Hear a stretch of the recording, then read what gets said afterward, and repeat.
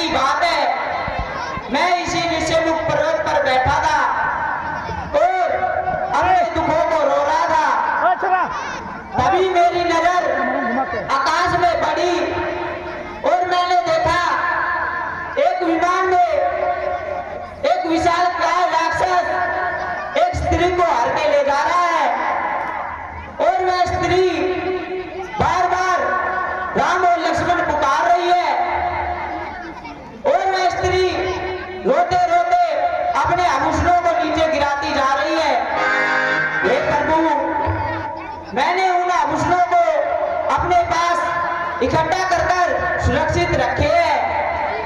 हे प्रभु, आप देखिए कहीं वह माता सीता के तो आभूषण नहीं। हाँ सुग्रीव जी, आप हमें वो आभूषण दिखाइए। हे हनुमान जी, आप शीघ्र ही जाइए और उन आभूषणों को लेकर आइए।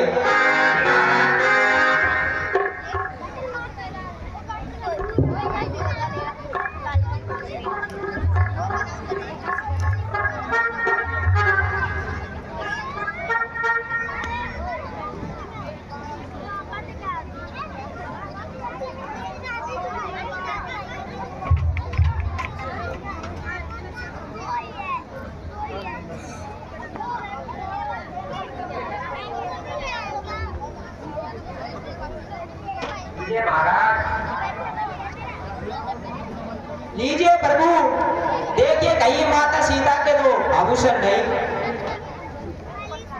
ये वही कुंडल है जो सदा कान में रहता था। मैं इनके दर्शन हो जाता, ये ओट अलंगी बहता था। ये वही कुंडल है।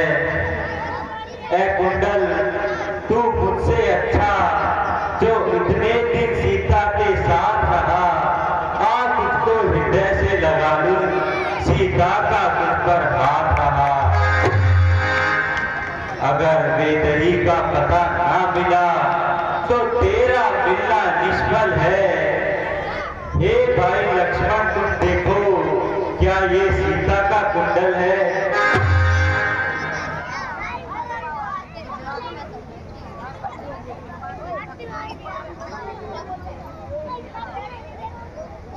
झुकता था हे सदानाथ, झुकता था नाथ सदानाथ चरणों में उनके। मैं क्या जानूं हाथ में क्या कान में उनके। मैंने तो सदा चरण पखारे हैं, मैंने तो सदा चरण पखारे हैं। देखे माता के कान नहीं, मैं तो सेवक चरणों का हूँ, कुंडल की मुझे पहचान है। तुम धन्य हो लक्ष्मण, धन्य हो। तुम्हारे ज्ञान की मान की सीमा नहीं, पास भाभी के रहे और कान तक देखा नहीं। पर नाथ सगुनिये अच्छा है, पर नाथ सगुनिये अच्छा है। वेता धनुष बाणों में हो, वह सुबह आने वाला, यह कुंडल उन्हीं कानों में हो।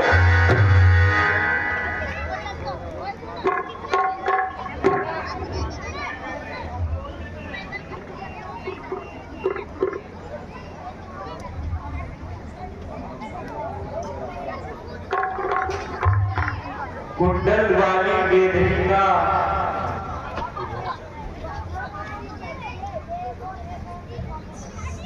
कुंडल वाली वेदनिका, इस तरह हरण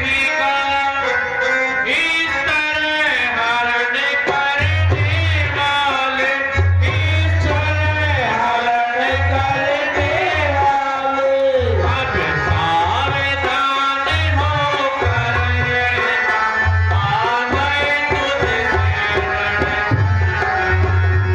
वाले, अब सावधान होकर आ गए तुझसे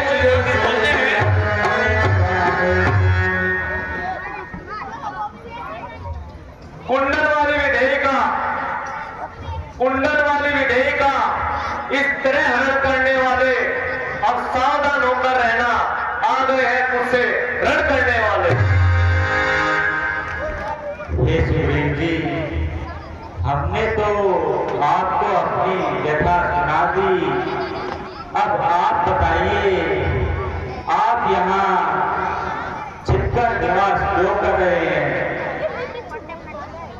प्रभु, मैं किष्किंधा नरेश बाली का छोटा भाई सुग्रीव हूँ।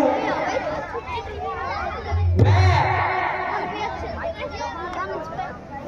एक दिन एक दानव एक राज्य में आया और मुझे हमें युद्ध के लिए ललकारने लगा, जिससे भाई बाली उसकी युद्ध की ललकार सहन नहीं कर पाए और उसके पीछे युद्ध करने चले गए। वह युद्ध काफी दिनों तक चला और वह युद्ध करते करते वह राक्षस एक गुफा के अंदर चला गया, जिसके पीछे भाई बाली भी चले गए। और भाई बाली ने मुझसे कहा, तुम मेरा एक माह तक यही इंतजार करना, मैं एक माह तक नहीं लौटूं तो तुम समझना तुम्हारा भाई बाली मारा गया। हे प्रभु, मैं गुफा के बाहर बैठकर एक माह तक इंतजार किया, पर एक दिन उस गुफा में से एक रक्त की धारा बहती हुई बाहर आई, जिसे मैं देखकर चिंतित हो गया और मैं सोचने लगा भाई बाली मारा गया। हे प्रभु, मैं भारी पत्थर रखकर उस गुफा के बाहर एक भारी पत्थर रखकर अपने किष्किंधा पर्वत लौट आया और अपने राजपाट को चलाने लगा। फिर एक दिन भाई बाली राज्य में आया और मुझे राजगद्दी पर बैठा देखकर बहुत क्रोधित हुआ और मेरे पीछे युद्ध करने के लिए दौड़ पड़ा। मैंने भाई बाली को बहुत समझाया, भाई बाली ने मेरी एक बात ना मानी और मुझे किष्किंधा पर्वत से भगा दिया। और इसलिए प्रभु, मैं अपनी जान बचाकर इस ऋष्यमुख पर्वत पर रहता हूँ। किसी ऋषि का श्राप है कि मैं भाई बाली इस ऋष्यमुख पर्वत पर नहीं आ सकता। हे प्रभु, मेरी यही दुख भरी कहानी है और उसने मेरी पत्नी को भी छीन लिया था। बस कीजिए सुग्रीव जी, अब और अधिक नहीं सुन सकता। ये भुजा धनुष को तोलती है, मालूम मुझे ये होता है, उसके सिर मृत्यु डोलती है। बहुत पी चुके शोषित अपना, अब उनका रक्त पिलाएंगे। सब राजपाट सुग्रीव तुम्हें हम संध्या तक दिलवाएंगे। हे सुग्रीव जी, आप जाइए और अपने भाई को युद्ध के लिए ललकारिए। प्रभु, मैं आप पर कैसे यकीन करूं?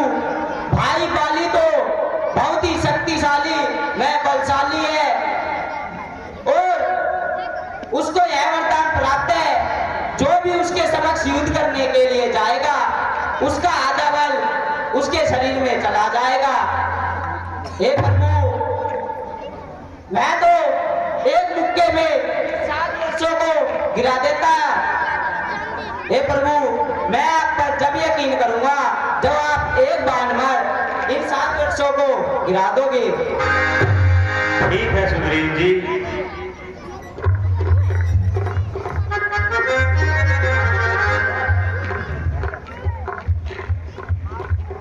1 2 3 4 5